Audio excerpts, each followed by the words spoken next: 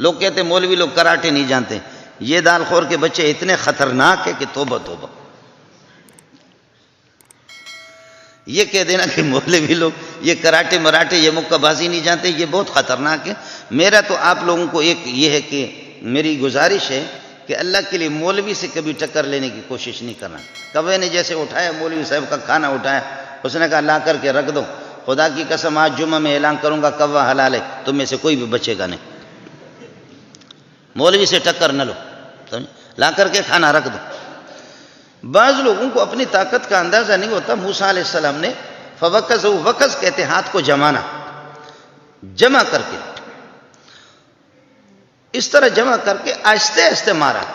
فوکزہ موسیٰ، اور قرآن آگے کہتا فقضا علیہ، وہ فوراً مر گیا. یہ فوراً ترجمہ میں کر رہا ہوں. فقضا یہ جو فا ہے نا، یہ فا اتنے تو پٹھان بلوچ جانتے ہوں گے نا. فوکزہ موسیٰ فقضا علیہ، بس اس کی موت فوراً آ گئی، دیر نہیں لگی. یہ فا جو ہے نا اس کا ترجمہ ہم لوگ کرتے فوراً، وہ مرے. موسیٰ علیہ السلام نے فرمایا یہ تو عجیب ہو گیا، میرا ارادہ ہی نہیں تھا اس کو مارنے کا، جان سے مارنے کا، یہ عجیب ہو گیا. اس طرح ہوتا ہے.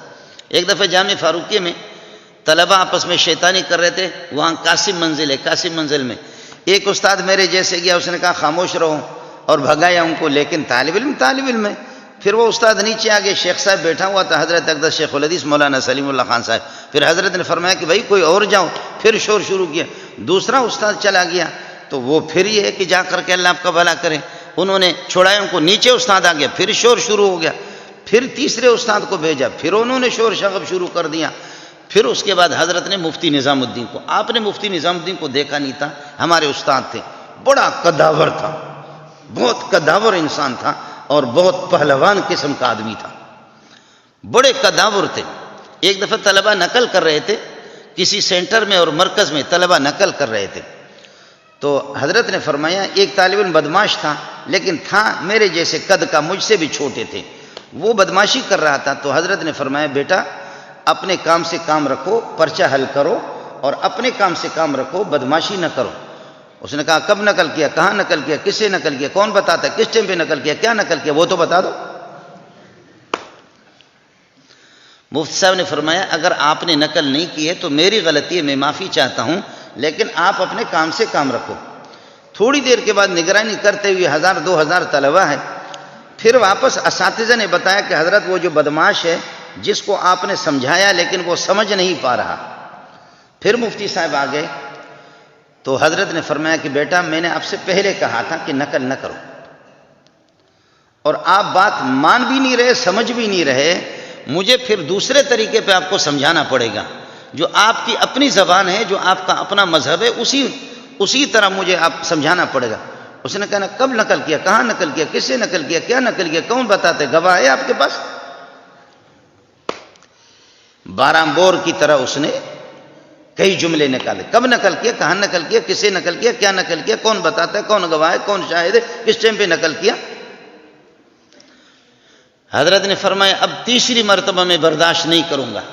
2 مرتبہ آپ کو بتا دیا، آپ نے نقل نہیں کیا، میری غلطی ہے، میں معافی چاہتا ہوں، میری غلطی ہے، اس کے بعد نقل نہیں کرنا. پھر آدھا پونا گھنٹے کے بعد اساتذہ نے پھر بتایا، نگرانی کرنے والوں نے کہ حضرت یہ بڑا بدماش ہے، یہ باز نہیں آ رہا. مفتی صاحب آئے، فرمایا کہ میں نے آپ کو سمجھایا لیکن تو سمجھ نہیں رہا ہے، تو کیوں نقل کر رہا. اس نے کہا کون کہتا نقل کیا. تو مفتی صاحب نے یہاں سے پکڑا، ایک ہاتھ سے یہاں سے پکڑا، اس کو اس طرح جو ہے نا وہ فضا کے اندر اس طرح لہرایا اس کو. اب اس کی ٹانگیں اس طرح ہو رہی، نہ زمین پر ہے نہ اوپر ہے، ایسے ایسے کر کے اٹھا کر کے فرش پہ اس کو مارا. ایک لات ماری تو وہ غریب غنودگی طاری ہو گئی، بے ہوشی سا ہو گیا. فرمایا کہ آپ کو اپنی طاقت کا اندازہ ہو گیا. 1 منٹ تو اس کو اس طرح کھڑا رکھا، اس کے چھوٹے چھوٹے ہاتھ نہ مفتی صاحب کو پہنچ سکتے ہیں نہ کچھ، اس طرح کھڑا کر کے اس کو دے مارا زمین پہ اور لات ماری. تو ماشاءاللہ خشوع خضوع کے ساتھ وہ آرام سے سو گئے. اللہ کی رضا کے لیے وہ بہت یہیں پر ہی ہے کہ وہ سو گئے. فرمایا آپ کو اندازہ ہو گیا اپنی طاقت کا کہ آپ کی طاقت کیا ہے، کتنی طاقت ہے آپ کی. میں 20 مرتبہ آپ کو سمجھا چکا ہوں کہ اس طرح نہ کرو، لیکن پھر بھی آپ اسی طریقے پر یہ کہ کر رہے ہیں. بعض لوگوں کو بعض میں کچھ ہوتا نہیں ہے لیکن سمجھتے بہت کچھ اپنے آپ کو. اور بعد میں ہوتا بہت کچھ ہے لیکن وہ سمجھتے نہیں ہیں کہ ہمارے اندر ہے کیا۔ موسیٰ علیہ السلام کو اپنی طاقت کا اندازہ نہیں۔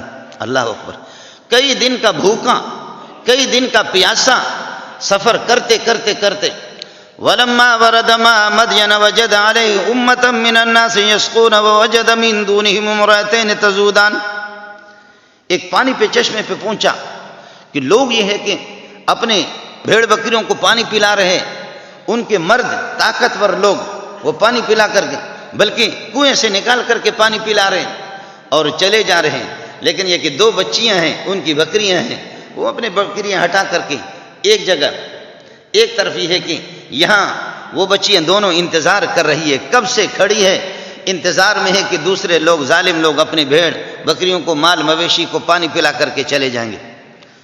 ہے چرواہے بکریوں کے، لیکن یہ دو بچیاں ہیں، کوئی مرد نہیں ہے چرواہا۔